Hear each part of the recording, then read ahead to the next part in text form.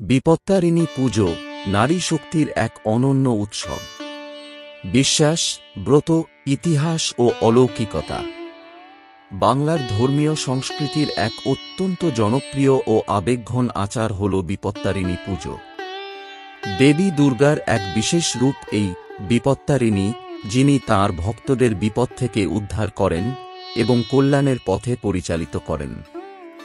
এই পুজো সাধারণত বিবাহিত নারীদের দ্বারা স্বামীর দীর্ঘায়ু, পরিবারে শান্তি এবং বিপদ থেকে মুক্তির আশায় পালন করা হয়।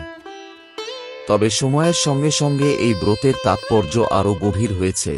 এটি হয়ে উঠেছে নারীর আত্মবিশ্বাস, বিশ্বাস, ভালোবাসা ও শক্তির প্রতীক। বিপত্তারিণী নামটির তাৎপর্য। বিপত্তারিণী শব্দটি এসেছে দুটি শব্দের মিলনে, বিপদ এবং তারিণী, অর্থাৎ যিনি বিপদ থেকে উদ্ধার করেন। এই রূপে দেবী দুর্গা বা পার্বতী বিশেষভাবে পূজিতা হন, যাতে তিনি ভক্তদের দৈনন্দিন জীবনের দুঃখ, অসুখ, অপশক্তি, কালো জাদু বা পারিবারিক সংকট থেকে রক্ষা করেন। পুজোর ইতিহাস ও কিংবদন্তি। জনপ্রিয় একটি কাহিনী।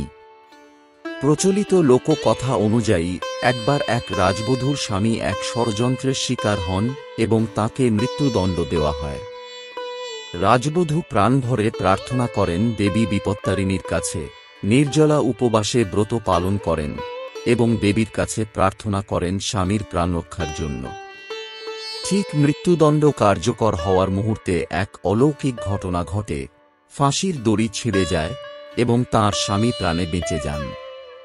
সেই থেকে বিশ্বাস করা হয়, বিপত্তারিণী ব্রত সত্যিকারের নিষ্ঠা ও শ্রদ্ধা নিয়ে পালন করলে দেবী ভক্তকে বিপদের মুখ থেকে উদ্ধার করেন। অন্য একটি জনশ্রুতি।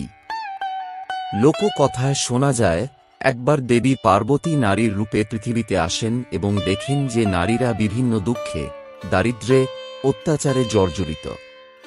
তখন তিনি প্রতিজ্ঞা করেন, তিনি এমন একটি রূপ নেবেন যিনি শুধুমাত্র নারীদের সকল বিপদ থেকে রক্ষা করবেন।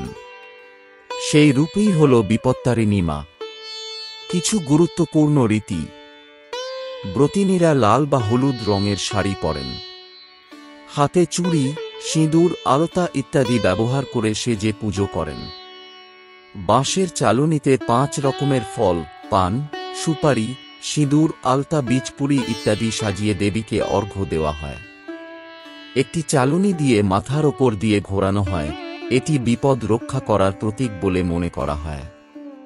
অনেক জায়গায় গাঁথা সুতো বা মনসার বাঁধন পরানো হয়, যা শুভ ও রক্ষা কবচ হিসেবে বিশ্বাস করা হয়।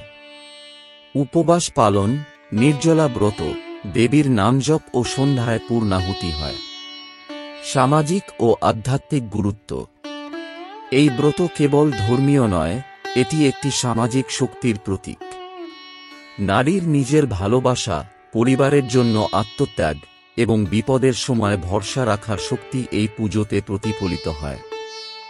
এই ব্রত পালন নারীদের মধ্যে এক ধরনের সহানুভূতি, সমবেদনা এবং পারস্পরিক বন্ধনের সৃষ্টি করে। উপসংহার।